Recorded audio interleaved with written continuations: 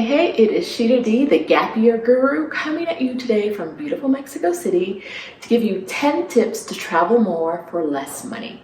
All right, let's get right into it. My first tip for traveling more with less money is to accrue points and miles through credit card usage. So I always recommend using a credit card that gets you a good amount of points and a good amount of miles, and being consistent with the airlines and hotel brands you stay with so that you can really get as much as possible while spending as little as possible. So looking for those 5 times points bonuses or 2 times meals or whatever. If you don't know much about points and miles right now, a really good place to start is the Points Guy's Beginner's Guide to Points and Miles. I will link to that in the description. Another way to travel more for less is to house it in exchange for accommodations. My girl, Stephanie Perry, also known as Vicarious Online, is the expert at this. So if you go to vicarious.com or her YouTube channel, youtube.com/Stephanie Perry, you can get a ton of information about house sitting and learn how to stay around the world, different homes around the world without paying a dime. My third tip for traveling around the world for less money is to go where the cheap airfare takes you. Now, this might sound different for some people, but instead of starting with the destination, why don't you try starting with the fare? You'll probably be able to get more bang for your buck and more vacations in 1 year because you'll be spending less money.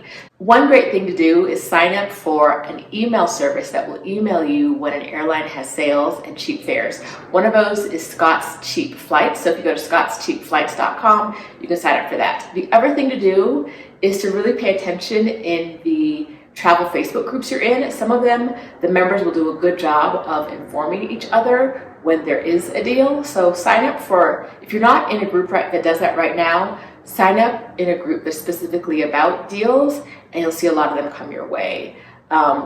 If the flight is significantly cheaper, you'll be able to spend more on excursions and hotels and other things. And so it's a great way to get more for less. Fourth on my list, research your destination and look to see what scams and what deals are in the city. So I talk about how I got robbed in Hanoi.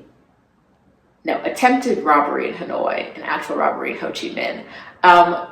What happened in Hanoi was someone tried to grab my phone out of my hand. I was on a sidewalk.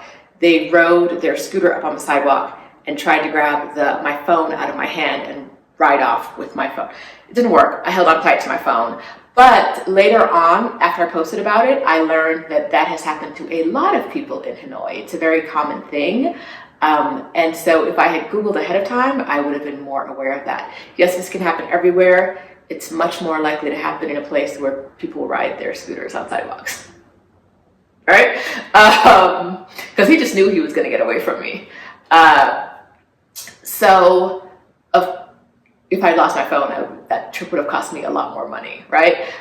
So yes, definitely Google the deals you can get in a city and the scams, and that way you're not paying more for your trip than you hoped to be.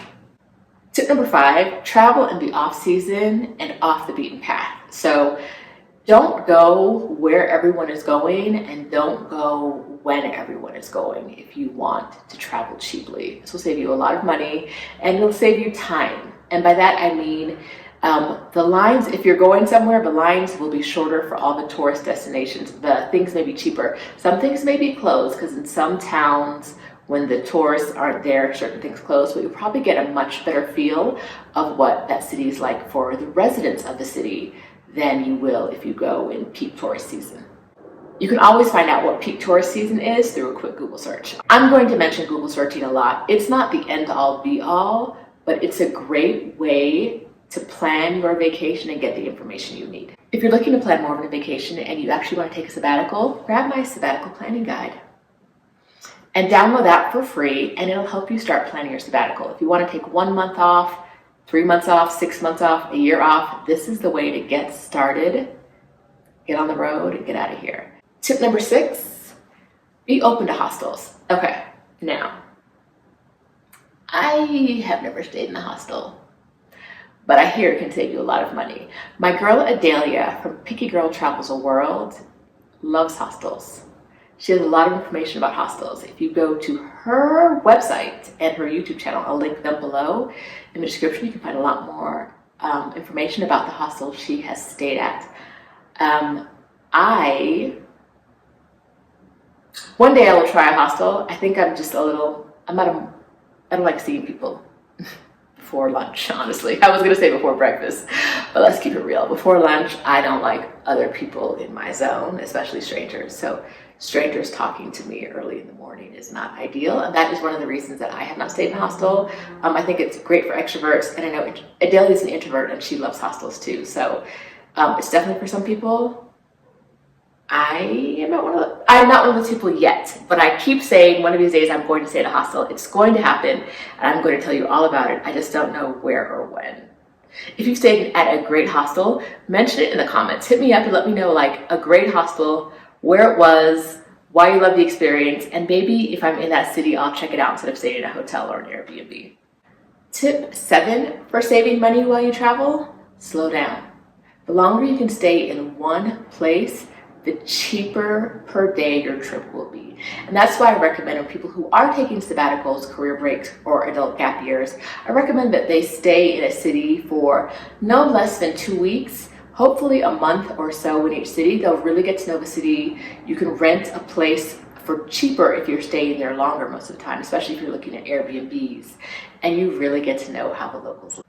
Tip number 8, eat outside the tourist zone. Okay. Everything outside of the tourist zone is going to be cheaper. So you'll get cheaper meals, you'll get cheaper experiences, you'll get cheaper housing. So if you're staying in a hotel, town squares are notoriously the most expensive part of any city, or a downtown if that's really popular with tourists. So if you get outside of that zone, whether it's 1 or 2 blocks, 3, 4, I try to walk 15 or 20 minutes outside of a tourist zone. When I'm hungry, I will, because when I'm hungry, your girl's got to eat right now. Like I've got to eat right now when I'm hungry. But if I can make it, I try to walk a little further away so I'm not getting like the most generic meal for the most amount of money. So that is one of my tips. Try to walk out. If you're in like an obvious tourist zone, especially those kind of places where people are like coming up to you with a menu like, hey, look at our food. Hey, and then there's someone on the next corner, we're all saying like, hey, look at our food. See, if you have it in you and you're not going to like pass out or murder someone from your hunger, right? If that's not what's about to happen next, see if you can walk 15 minutes and find what restaurants are around there. Usually I'll whip out my phone and start looking at different areas and seeing what has a lot of restaurants. I'll look on like Google Maps, look up restaurants, and outside of where I am, I'll look at like where there are clusters of restaurants and walk towards a cluster. That's how I figure it out. The other benefit about getting outside of a tourist zone is that your food and your experiences are going to be more authentic and less set up for the tourists in the tourist zone. So that's a great way to get to know a city, like the real city, a little bit better. Tip number 9 for spending less, traveling more, is to take a free walking tour of a city. I fell in love with these in Europe.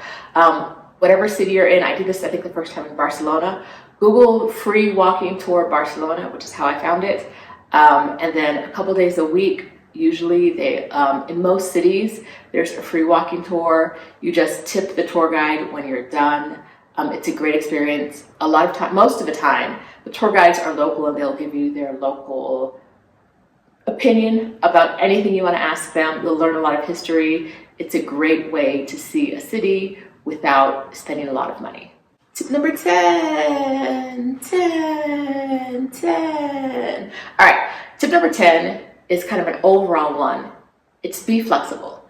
Okay. A lot of the things I've told you about so far might be out of your comfort zone. But if you want to take more trips, a good way to add more trips into your life is to spend less on each trip. And spending less on each trip might mean going a little bit out of your comfort zone. Now, I tend to go one of 2 ways when I'm traveling. Either I'm like pinching every penny, or I am just splurge. I tend to splurge on accommodations. I like nice hotels. I like nice food.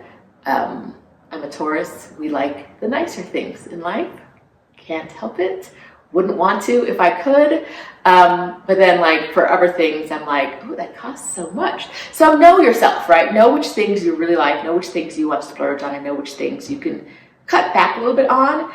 And then try something new. If there's something on this list of 10 that you haven't done before, try one of them and see how that feels. Just one time, one trip, try something new and see how the feeling and the experience, like how that compares with the money you saved. Was it worth it for you? If it's not, you don't have to do it again, but you can at least say, I tried. Like I want to say I tried Hostels, so I can say whether it's worth doing again for me or whether it's not.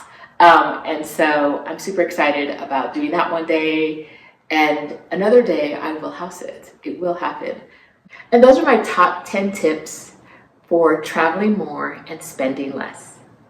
Don't forget to subscribe and turn on notifications, and I will see you again, hopefully on Sunday when I'm going live at 1 p.m. Eastern to answer questions about Mexico City, where I live. So if you have questions about moving to Mexico City or living in Mexico City, come on over on Sunday at 1 p.m. and I will answer them. Bye.